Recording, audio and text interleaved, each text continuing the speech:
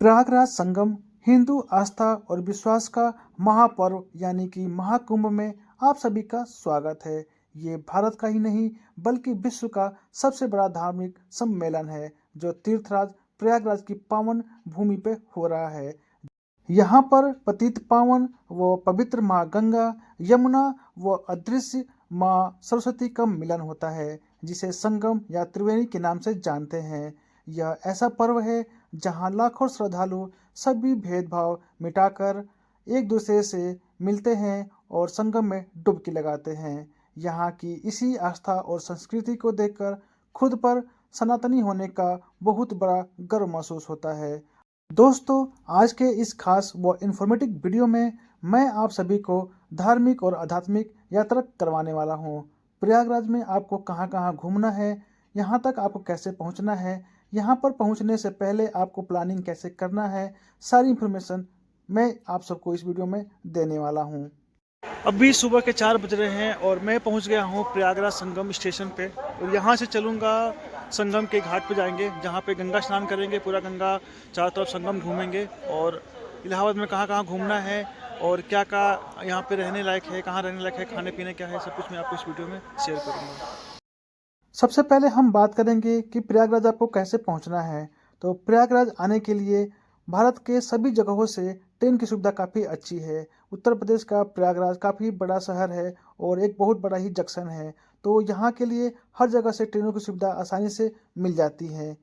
उसके अलावा अगर आप पास के शहर जैसे लखनऊ, कानपुर, बनारस, अयोध्या से अगर आना चाहते हैं तो वहाँ से प्रयागराज आने के लिए आपको बसों की सुविधा काफ़ी अच्छी है।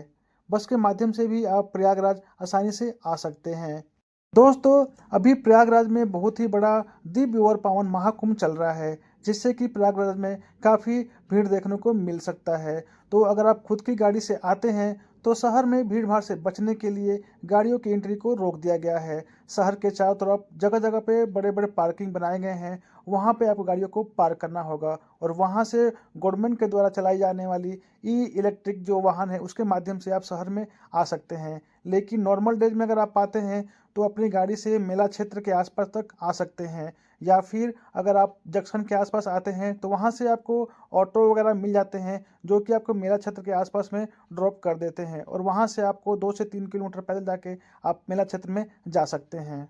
वहीं अगर आप शाही स्नान के दिन आते हैं तो उससे पहले या फिर शाही स्नान के दिन पर किसी भी प्रकार के वाहन की एंट्री शहर में बिल्कुल ही बंद रहेगा। तो उस केस में आपको थोड़ा सा चल के आपको मेला क्षेत्र में आना होगा या फिर संगम की जगह पे आना होगा। अदरवाइज नॉर्मल डेज में आते हैं तो आपको ऑटो वगैरह बिल्कुल हनुमान जी का जो मंदिर है उससे 200 मीटर पहले ही जो बैरियर है वहाँ तक आपको ड्रॉप करके छोड़ देंगे।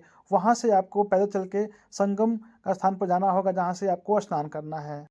दोस्तों, प्रयागराज जंक्शन से ऑटो से आप 30 रुपये देकर नैनी ब्रिज, परेड ग्राउंड या चुंगी तक जा सकते हैं। ज़्यादा भीड़ भाड़ होने पर आप बड़े हनुमान जी तक 200 मीटर तक पहले तक आप वहां तक जा सकते हैं और वहां पर आपको किसी प्रकार की जानकारी लेनी हो या फिर कोई भी प्रॉब्लम होती है तो जगह जगह इंफॉर्मेशन सेंटर बने हैं, वहां से भी आप जाकर पूछ सकते हैं या फिर जानकारी ले सकते हैं। दोस्तों, अगर नॉर्मल डेज में आते हैं या फिर वीकेंड पे आते हैं तो वीकेंड पे काफ़ी क्राउड देखने को मिलेगा।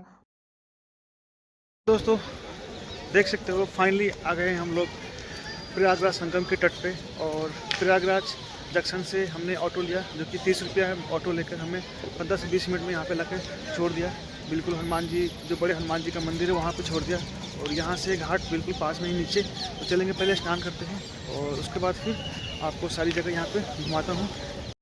दोस्तों, वैसे तो जो स्नान करने का जो सबसे मेन जगह है वो है संगम, जहाँ पे 3 पावन और पवित्र नदियों का मिलन होता है।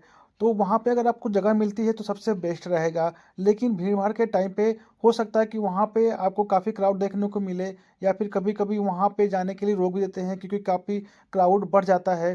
तो वैसे में आप देखेंगे तो जो किला के पास जो नया वाला जो घाट बना है वो काफ़ी ही खूबसूरत और अमेजिंग बना है। वहाँ से लेकर संगम के तट तक लोगों को नहाते हुए देख सकते हैं। तो अगर आपको जगह नहीं मिलती है तो आप उन जगहों में कहीं पे भी स्नान कर सकते हैं। दोस्तों देख सकते हैं अभी यहाँ पे क्राउड कम है, तो हम लोग धीरे धीरे चलते हैं। पहले जाएंगे यहाँ पे हम संगम के तट पे जाएंगे और वहाँ पे हम प्रॉपर स्नान करेंगे और मैं दिखाता हूँ कि संगम के जगह पे कैसा है, कैसे तीनों नदियों का मिलन होता है। सब कुछ वहाँ पे मैं चल के आपको दिखाने वाला हूँ। दोस्तों अगर आप किसी तरह से अगर ऑटो रिक्शा से अगर बड़े हनुमान जी के मंदिर के आसपास तक पहुंच जाते हैं, तो वहां से आपको मेन जो संगम स्थान है जहां पे स्नान करना है, वहां तक जाने में आपको 1 से 1.5 किलोमीटर तक पैदल चलना होगा। और यहाँ पे जो मेला क्षेत्र है लगभग 25 सेक्टर में बने हुए हैं और काफ़ी जगह जगह आपको स्नान करने के लिए बनाया गया है। तो अगर शाही स्नान के दिन आते हैं तो यहाँ पे और भी क्राउड देखने को मिलेगा। और जो संगम का एरिया है वो वीआईपी एरिया है, तो वहाँ पे शायद आपको उस दिन स्नान करने को न मिले, क्योंकि उस दिन साधु संतों के लिए वो स्पेशली स्थान को ब्लॉक कर दिया जाता है। तो जो नॉर्मल लोग होते हैं उनके लिए जगह जगह अलग से जो स्थान बनाएंगे वहाँ पे जाकर स्नान करना होता है। तो अगर आप नॉर्मल डेज में आते हैं तो उस दिन आपको क्राउड कम देखने को मिलेगा, तो उस स्थान पर जाकर आप आसानी से स्नान कर सकते हैं वहाँ पर। दोस्तों यहाँ से आप बोटिंग भी कर सकते हैं या बोट के माध्यम से संगम पे जा सकते हैं, जहाँ पे तीन नदियों का मिलन होता है उस जगह को वो दिखाते हैं और बीच में आपको ले जाके वहाँ पे स्नान भी कराते हैं। और उसके लिए आपको पर पर्सन 100 रुपीज़, या फिर अगर आप चाहें तो पूरी नाव भी बुक कर सकते हैं। उसके लिए आपको 500 से 1000 रुपये के आसपास में पे करना पड़ सकता है और वो बार्गेनिंग भी आप कर सकते हैं। लेकिन यहाँ पे डिपेंड करता है कि क्राउड पे जैसे कि वीकेंड पे आते हैं या फिर शाही स्नान के दिन आते हैं तो यहाँ पे काफ़ी क्राउड देखने को मिलेगा उस दिन। ये रेट इनके डबल भी हो सकते हैं। तो डिपेंड करता है कि आप किस दिन आते हैं और आप यहाँ पे कितने लोग की संख्या होती है, उस पर डिपेंड करता है आप नाव कौन सी लेते हैं।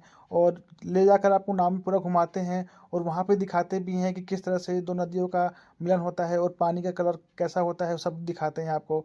तो आप बोटिंग के माध्यम से यहाँ पे जा सकते हैं और देख सकते हैं ये है गंगा नदी।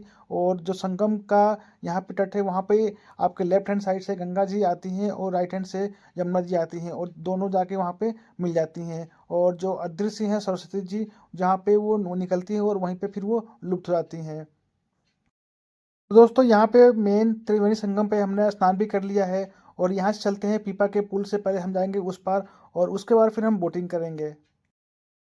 सो दोस्तों देख सकते हैं त्रिवेणी में स्नान करने के बाद अब आ गए हम लोग पीपा के पुल पे, जिसे कि पंटून पुल या फिर फ्लोटिंग ब्रिज भी बोलते हैं।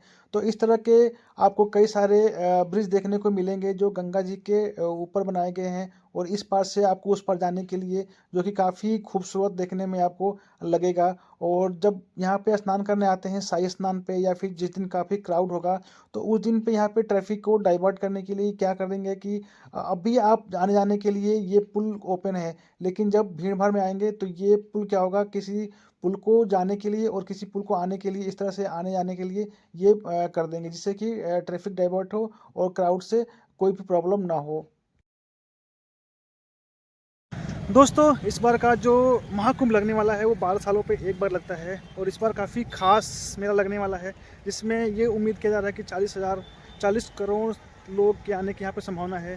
उसको देखते हुए यहाँ पे काफ़ी तैयारियाँ हो चुकी है।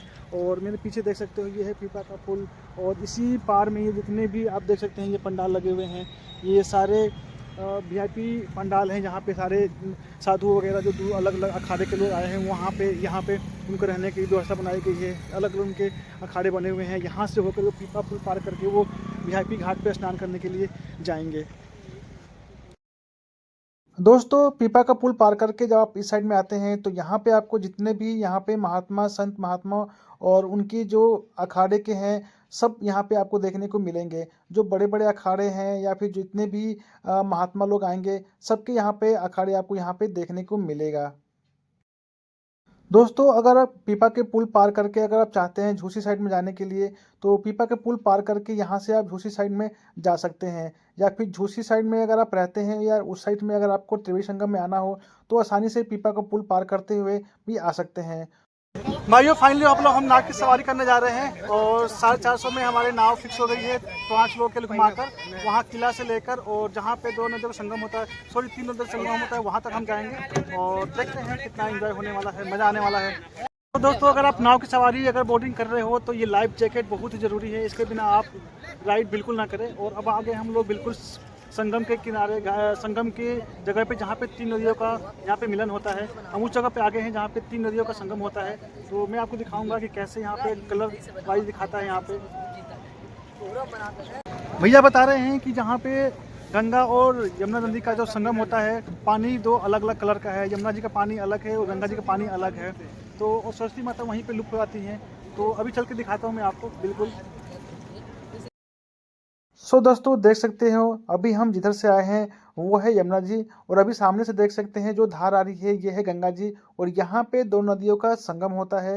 अभी मौसम क्लियर ना होने की वजह से आपको पानी का कलर यहाँ पे दिखाई साफ नहीं दे रहा है, लेकिन यहाँ पे देख सकते हैं यहाँ पे पानी का कलर बिल्कुल चेंज हो रहा है। एक तरफ से मटमैला और एक तरफ से हरा पानी यहाँ पे देखने को मिलता है, और यहाँ पे काफ़ी धार भी तेज है। दोस्तों यहाँ पे बोटिंग करने के टाइम पे आप देख सकते हैं यहाँ पे काफ़ी खूबसूरत जो साइबेरियन पक्षी होती है वो आपको दिखाई देंगे, और इनको अगर खाने के लिए आप कुछ फेंकते हैं तो ये बिल्कुल पास में आ जाते हैं। और उसके लिए अगर बोटिंग करने से पहले ही आप 10 रुपये का पैकेट आप लेकर आए, जिससे कि आप ये अमेजिंग व्यू देखने को और अलग एक्सपीरियंस देखने को मिलेगा।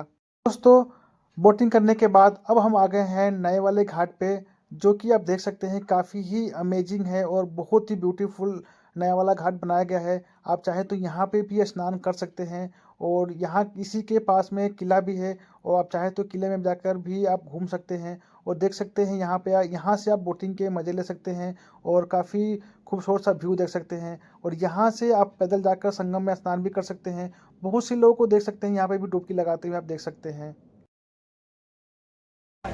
दोस्तों अभी मैं हूँ पक्के घाट पे, जो कि यमुना जी के नदी के किनारे पे बना हुआ है पक्का घाट। काफ़ी दिनों से इसका काम चल रहा था, वो फाइनली बनकर तैयार हो गया कुंभ मेले के लिए। काफ़ी खूबसूरत पार्क यहाँ पे सीढ़ियाँ बनी हुई हैं नीचे जाने के लिए, और रुकने के लिए चेंजिंग रूम सब कुछ यहाँ पे बना हुआ है। दोस्तों यह जो नया वाला पक्का घाट है ये किले के बिल्कुल पास में ही बना हुआ है, और यहाँ से हम बाहर निकलते हैं और थोड़ी देर चलने पे ही बड़े हनुमान जी का मंदिर आएगा। तो चलते हैं यहाँ से, सबसे पहले वहाँ पे हम बड़े हनुमान जी के दर्शन करेंगे। और ये हमने भी प्रसाद ले लिया। ये डब्बा 50 रुपये डब्बा है, और ये जो बड़ा डब्बा है ये 100 रुपये का है लड्डू। अब हम लोग आ गए हैं बड़ा हनुमान मंदिर पे, और यहाँ पे बहुत भीड़ है अभी, लेकिन दर्शन करने में कितना टाइम लगता है।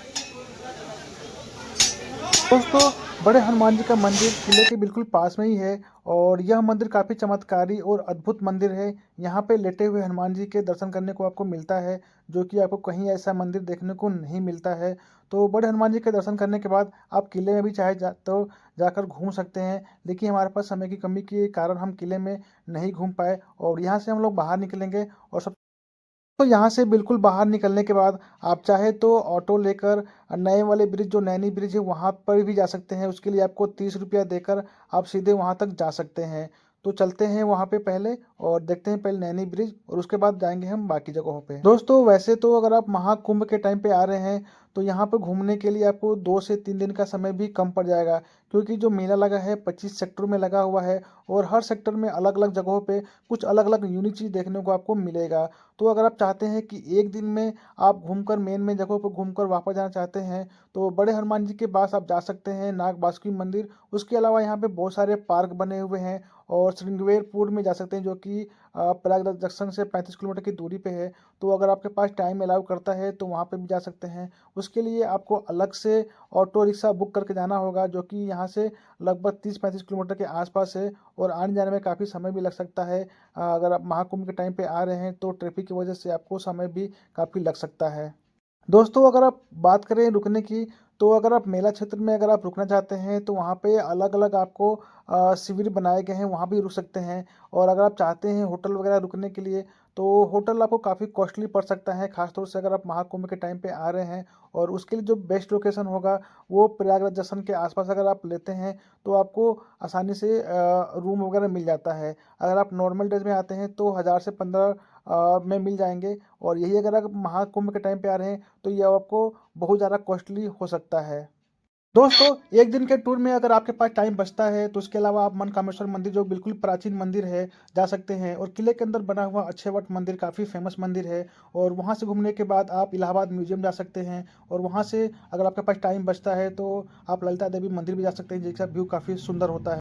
दोस्तों बात करें हम यहाँ से वापस जाने के लिए, तो आपको ट्रेन की सुविधा प्रयागराज जंक्शन से बहुत अच्छी मिल जाती है। सभी ट्रेनें प्रयागराज जंक्शन से होकर ही जाती हैं। तो आपको जहाँ जाना है वहाँ के लिए आपको ट्रेन यहाँ से आसानी से मिल जाती हैं। और बात करें अगर बस से, तो बस के लिए आपको प्रयागराज के सिविल लाइन बस स्टैंड से जाना होगा। सिविल लाइन बस स्टैंड से आपको हर जगह के लिए बसों की सुविधा काफ़ी अच्छी मिल जाती है।